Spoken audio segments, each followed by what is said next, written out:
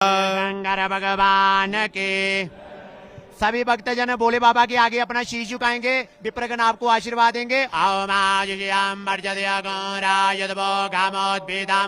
इदगो हिरण्यं वर्चस्वयैत्रायाभिषदातु माम् अमन्रादातबलादन्तु पूर्णादन्तु मनोरथा शत्रूणामुद्दिनायतो मित्राणामुदयसवः देहि सौभाग्यमारोग्यं देहि मे परमं रूपं देहि अयं देहि जशो देहि दिशो यहि। सभी भक्तजन दोनों हाथ ऐसे करें। आम देव शांति शांति पृथ्वी शांतिरापः शांतिरोगत शांति वनस्पतयः शांतिर्विश्वे देवाः शांतिर्ब्रह्म शांति सर्वगुण शांति शांतिरेव शांति सामा शांतिरेदेषु शांतिर्भवतु। अमृताभिषेकमस्तु अस्तु अमृताभिषेकः।